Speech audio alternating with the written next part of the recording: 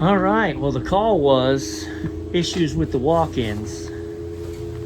This is the walk-in that we replaced on the fly, same day. Whoop, whoop.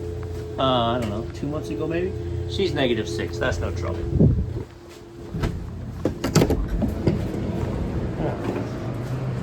Walk-in cooler. I thought this, I know it's this brand, I don't remember what location. I thought this was the place with the spring of death, but that's not here. Okay, oh yeah, it is not cool in here. Yeah, so we're 48. We've got a high superheat alarm. Oh, howdy ho, neighbor. That's ugly. That's ugly. Right, so there's our beautiful new creation. Here's our walk-in cooler. And here's where I want to talk about what I mentioned the other day about a flashing sight glass. So you're just doing what you do, right? You just show up and maybe you're learning about refrigeration. They send you out here on the service call and you walk up to this unit and you go, look.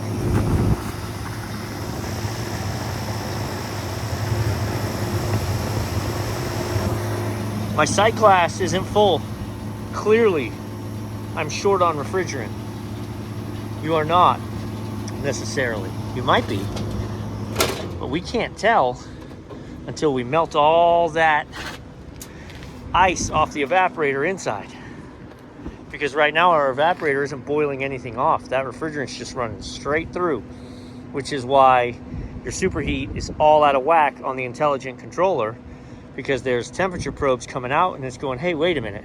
We're running this pressure, but also, the refrigerant's not boiling off. What's going on? So I'm going to kill this. I'm going to peek in the electrical section real quick, and then we're going to go inside with the water hose. All right, there's a lot of different ways to do this, and I don't do it like the same way every time. It depends.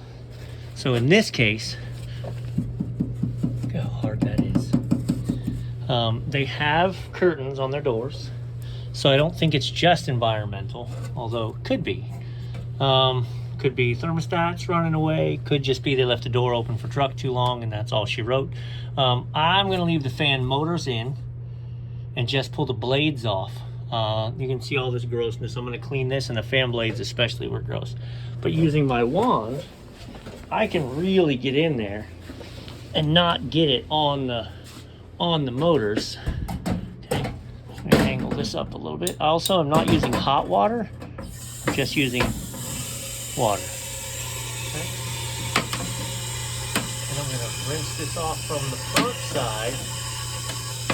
And what that'll end up doing is dropping the whole sheet off the back once I get there. I've got it on shower and I'm just letting it run. Another important thing to note is look where the drain line is and clear that spot, so that now, right, it is draining, it's just slow, right? I can fill it way quicker than it drains.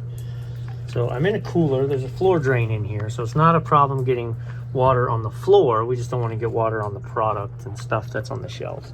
So I've actually made a little, all right, so we're overflowing a little bit out the back.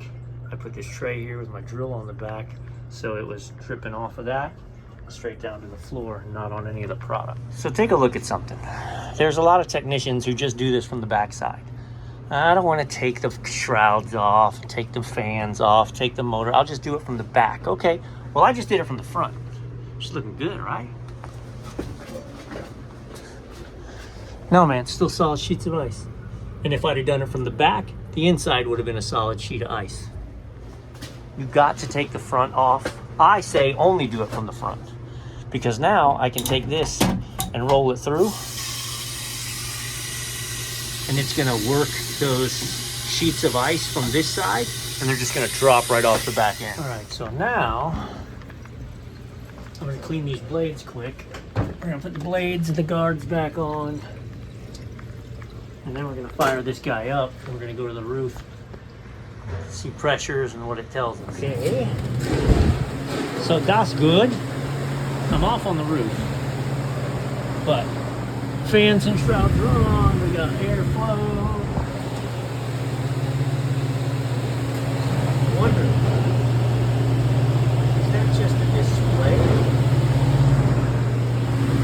because we've got a mechanical thermostat back here.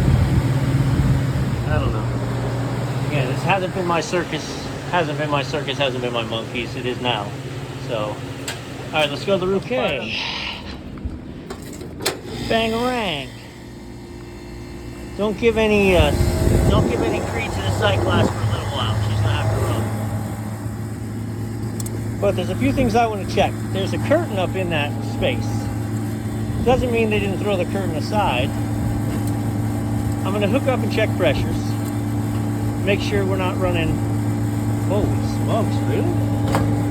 Make sure we're not running short. Make sure we're not running short on gas. And that's why we were freezing up. And then I want to check the thermostat, make sure the thermostat's not running away. And that's why we're freezing up. Right, so look. Cyclass is still flashing pretty good. Look at my pressures.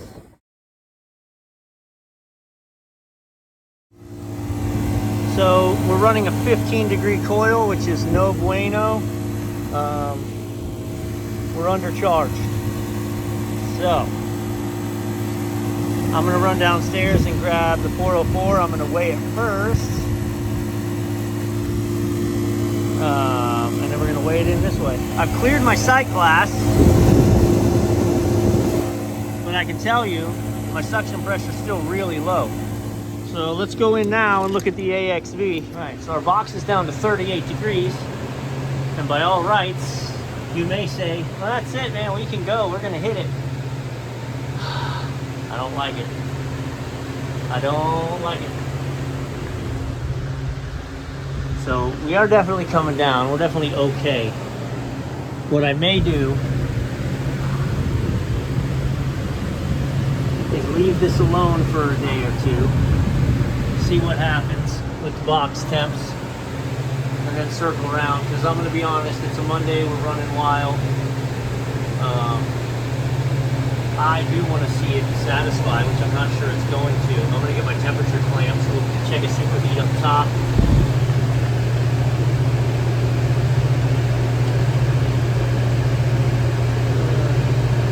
Oil temp. I don't think so. Superheat. 11.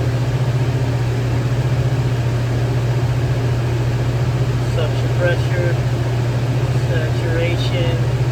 24 degrees. So it's got spot on in here. So running a 24 degree saturation temperature is spot on what you want in here. Yeah.